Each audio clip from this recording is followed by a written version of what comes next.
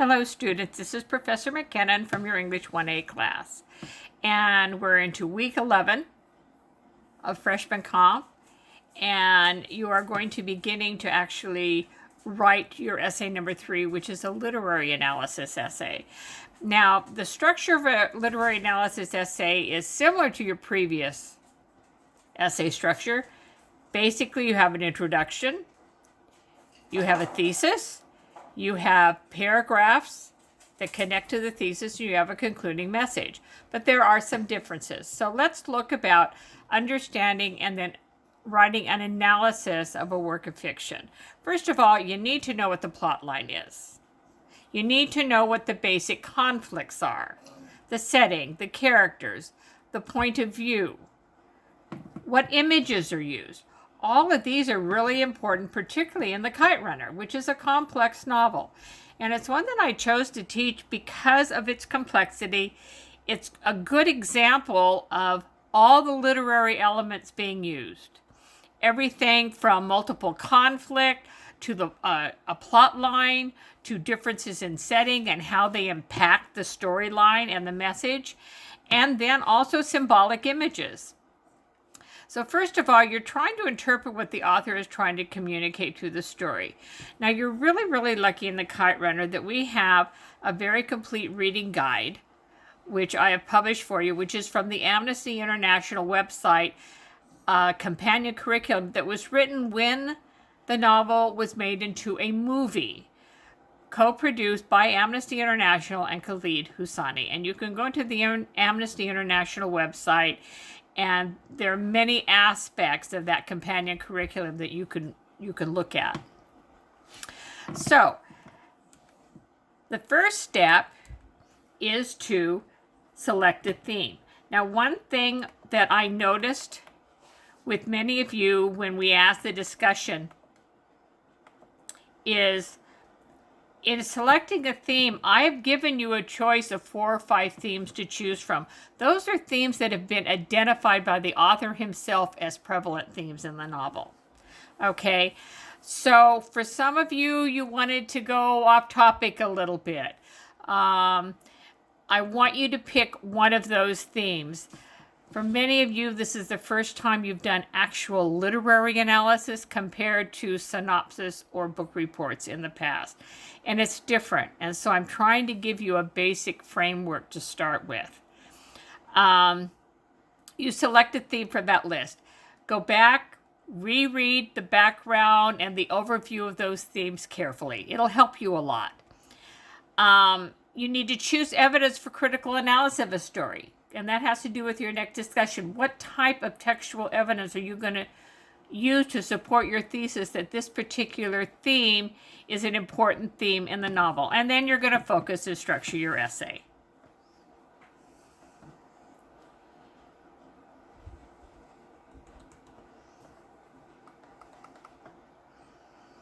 As we go on, here's your instructions again. Choose one of the themes described in the Kite Runner reading guide. Using the study guide questions and reading guide as a focus, write an academic level literary analysis of the novel which uses the text as its primary source of evidence and support. You need to use one outside reference as a secondary source. It could be an overview of the author, a professional review of the novel, or Amnesty International who sponsored the film. Now, if you use any of the sections in the reading guide, I will give you the citation for that. It actually is sections that are from the Amnesty International Kite Runner companion curriculum. Okay, and I think I've already given you that citation information. You have to use correct in-text citation in MLA format. It must be 3 to 4 pages long, not including the works cited page, which does not have to be annotated. Now here it says at least 3 drafts. Because of our asynchronous class, it is actually 2 drafts and 2 peer reviews. The pre-writing activity I've sent to you, that's the story analysis worksheet. Okay, and that is due on Monday. And you've got that, and you will be submitting that to me. Okay, and you can see it really helps as a prep for you. Okay, let's go from here now, and what I'm going to do is I'm going to show you 2 more besides the original 4 sample essays to give you a really good idea of an approach. The first one is a second one that I've annotated, and I've added it to the handout file folder as well, so you have 2 in there on sin and redemption. Okay, this was written actually by a Buddhist priest from the Buddhist temple up in Walnut that was in my class. So let's look at how he approached it. And he follows all the rules. First, he introduces the novel formally and the author formally. The Kite Runner is said to be the first novel written in English by an Afghan writer, Khaled Hosseini. He gives you the background of how he wrote it. He gives you background that parts of the novel are based on Hosseini's childhood. Some events in the story echo those in his life. However, the novel is fictional. And that's really important. I've had some students say it was autobiographical. It is not. So he makes that real clear. He talked about the background of the novel and how it's been published in 38 different countries. Then he gives you a brief overview summary, which is really kind of important. When you write a literary analysis, you write this analysis as if the person who is reading it has not read the novel.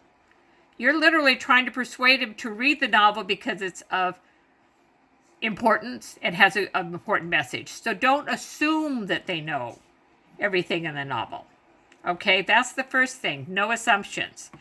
And this is why his overview, where he says, it's the story of strained family relationships between a father and a son and between 2 brothers, how they deal with guilt and forgiveness, and how they weather the political and social transformation of Afghanistan from the 1970s to 2001. That's what we call a synopsis of the main plot line. Okay. Now we're ready for his thesis. While Khaled Hosseini presents several strong themes in The Kite Runner, such as kites, discrimination, literacy in written word, and family ties, the idea of sin and redemption seems to dominate the novel through many characters involved in the story. Remember a thesis. What am I trying to prove in my essay? So that's a clear thesis. He has told you, this is what I'm going to prove. And you notice his thesis is a little bit different. You don't have to do it this way. He chose to say that the idea of sin and redemption seems to dominate it through many characters involved in the story. You could choose just to have it dominated through our protagonist, Amir. Let's see what he does with that. The whole story was centered around the sin and redemption of Amir, the main character of the Kite Runner. So he lets us know that. In the beginning of the story, Amir tells about sin's prevalence. That was a long time ago, but it's wrong what they say about the past. I've learned how you can bury it because the past claws its way out. It's a very, very important quote in the very first page of the novel. And that quote lets the reader know that they are going to go from present day to the past. It's what we call foreshadowing in literature. So he talks about his childhood, going back. During his childhood, because of his own insecurity, self-hatred, jealousy, and fear, Amir committed terrible acts against his friend Hassan. He spent most of his time trying to please his father, which is one of the reasons he did not help Hassan after winning the kite flying competition. Now remember, he's not going into more detail on this because what did he say? He's going to talk about many characters committing sin and needing redemption, including Amir. So he goes through and he synthesizes it completely. He talks about specific incidents, how he's plagued by the memory of Hassan's rape, the guilt he feels, and then Amir betrayed Hassan several times in the novel. However, the 2 most important instances were when he did not help Hassan during the rape and when he framed Hassan for stealing the watch. And those were points of conflict. I'm telling you that because I wanted to clarify for some of you what we mean by points of conflict in the novel. In order to redeem himself, he travels to Afghanistan to rescue Sohrab Hassan's son. Amir's sincere redemption makes readers willingly forgive him for all the sins he's committed towards Hassan in the past. So he synthesizes it, but that is because he has other things to do. The idea of sinner redemption is also clearly developed through Baba, Amir's father. He explains the betrayal of Baba betraying Ali, Amir Hassan, and his own wife. He also helps Amir not to make the same mistakes he made, saying, "Your father, like you, was a tortured soul. We had both sinned and betrayed. Or when you kill a man, you steal a life. You steal his wife's right to a husband, rob his children of father. When you tell a lie, you steal someone's right to the truth. When you cheat, you steal the right to fairness." Thus, Baba attempts to redeem himself in several ways by protecting others. However, many do not think what he has done is enough because, in fact, he could do much more, especially for Hassan. Next character. Redemption is also prevalent through Rahim Khan, Baba's friend. This is actually one of my favorite ones that he wrote. Rahim Khan had participated in Baba's life for years, covering up the truth that Hassan was Baba's son. So when he tells Amir the truth about his son and why Baba treated Amir so harshly, he is participating in his own redemption, trying to set things straight before he dies. Before Rahim Khan tells Amir the truth, however, he had already taken action to try to redeem himself with Hassan. He never tells Hassan the truth, but he searches for him and brings him and his wife back to Baba's house. Rahim Khan finds out where their son Sohrab is and calls Amir. He then sends Amir on a quest to rescue Sohrab. This action on Amir's part redeems not only the novel's protagonist, but also help Rahim Khan find forgiveness for his participation in Baba's lies. He needs Amir to forgive him for keeping Baba's secret before he dies. And I think this quote is very, very well chosen. He tells Amir in his letter, "I know that in the end, God will forgive. He will forgive your father, me, and you too. Forgive your father if you can. Forgive me if you wish, but most important, forgive yourself." It's probably, I think, one of the most beautiful quotes in the novel about forgiveness. Rahim Khan is the one who truly understands how redemption occurs. He tries his best not only to redeem himself, but also to create opportunity for Amir to be redeemed. And then he brings up a character which most people would not think would be a sample of redemption. Zaman, a character who runs the orphanage in Afghanistan, also wants to redeem himself in some way. And he goes on and explains how yes, he hands over and delivers children to the Taliban and knowing that they'll be abused, but he says that handing over one child is better than denying the Taliban and causing the death of many. He shows traces of humility and hope for redemption when he tells Amir where he can find the man who has taken Sohrab. The redemption makes him a sympathetic character in The Kite Runner. And then finally, the final example is a really good one. Finally, redemption is honestly expressed by Soraya, Amir's wife. And the part in the novel before they get married, how she's honest with him about her past. And this is important, and some of you didn't quite get it, I think, but Amir recognizes that she is a more courageous person than himself because he is unable to share his secret guilt with her of how he betrayed Hassan. Quote, "I suspected there were many ways in which Soraya Taheri was a better person than me. Courage was just one of them." So let's see what his conclusion is like. Your conclusion is where you tell the reader, literally, I've proven my point. The Kite Runner is really an amazing story of love, war, sin, and redemption. Personal sin and redemption appear to be the central theme of the novel, developed through experiences of many characters, especially Amir. Again, it connects back to what he said in his thesis he wanted to prove. Using this theme, Husani makes the readers interested through sympathy towards the characters who commit sins in different ways for different reasons in the story. The idea of sin or redemption makes this novel touching and beautiful. It is only when Amir takes action. Whoops, sorry.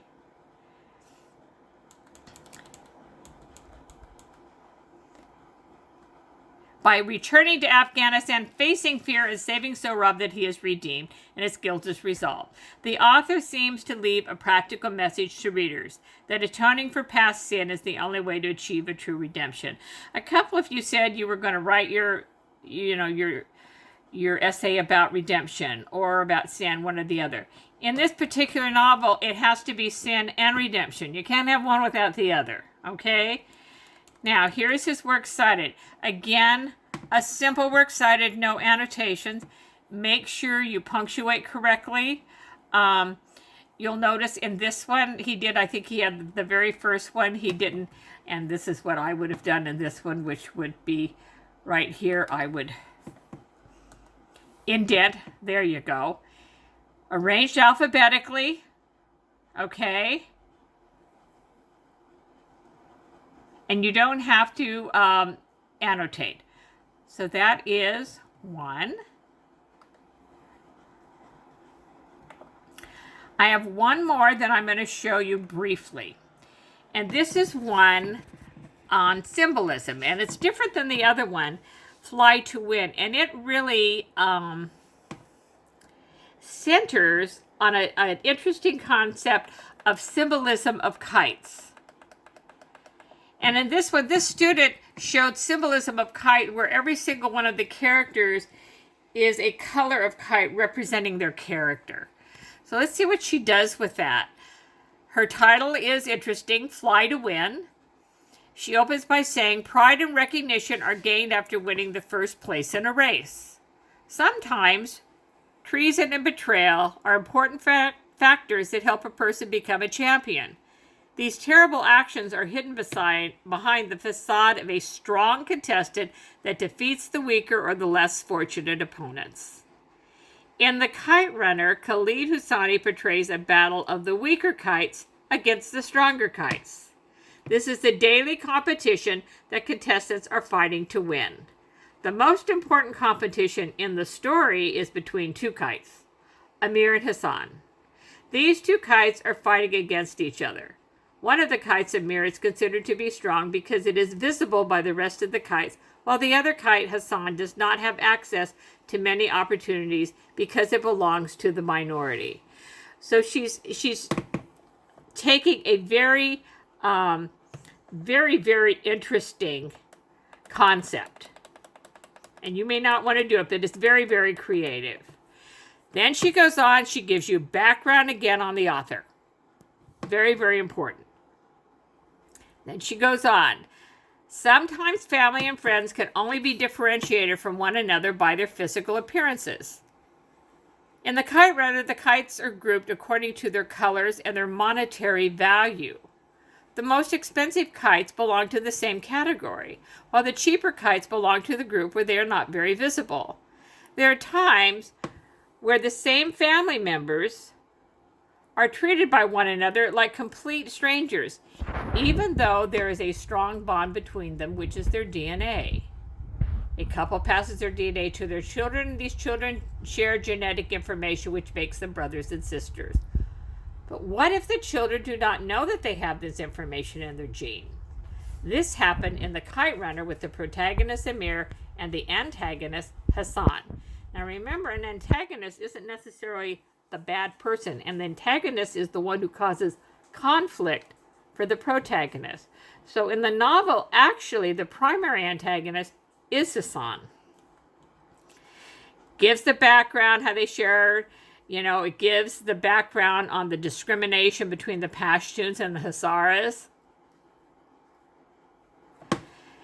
She keeps on with the same thread of symbolism. Amir's dad, Baba, belongs to the group of people with the higher social status. He is a Pashtun, a very pretty kite from the less fortunate. Flies in, the servant's wife, Hazara. And so she keeps that up. It's very, very interesting. While Hassan is a kite who loves Amir as his brother, and he wants to fly next to Amir every day. The two kites, Amir and Hassan, are anxiously waiting for the competition because this year it will be held in the neighborhood.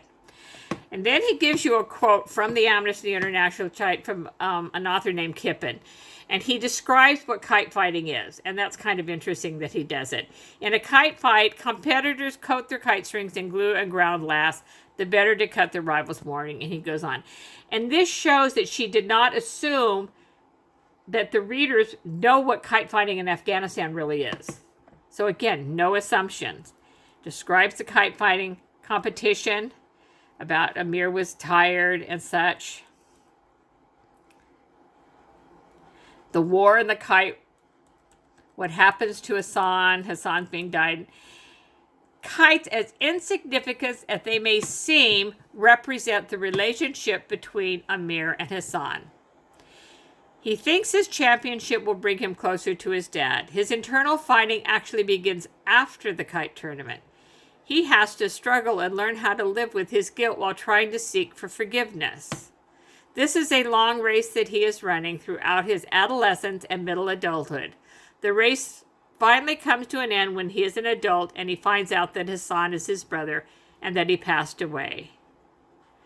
The next kite comes to life when he discovers that he has one nephew. And then he talks about the dark kites, the Taliban who has the child. And as I said, he takes the metaphor, and this is what we would call actually in literature a metaphor. He uses the metaphor of the kites. Amir's life is a kite tournament where time and difficult experiences teach him to become a champion. This battle transforms him from a spoiled to a more sensible kite. He learns that when he plays dirty and wins, sorrow and pain accompany the first place.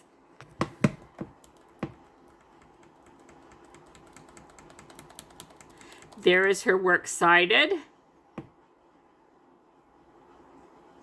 Of course, you have the novel. She has biography, Khalid Hosseini, that he wrote himself, and then she has David Kippen, an interview that an author did of Khalid Hosseini. So, I hope that I have given you two more examples. The second one, the one on symbolism and the metaphor of the kite, is very, very sophisticated, I must admit. You have another one in symbolism in the samples that is probably more straightforward. But this one is so interesting. I wanted to let you know that in literary analysis, you can be very creative as long as you're focused and consistent. I think the first one on sin or redemption is especially relevant. It's very, very straightforward. But most importantly, I hope that these two samples and this lecture has given you a concrete idea of how to approach and structure a pure literary analysis. So remember, the text is your first source of evidence. You need to write your essay as if the readers have not read the book. In essence, it's kind of like a literary review of the novel. So good luck this week, and we're getting to the back roads. Talk to you soon. Bye-bye.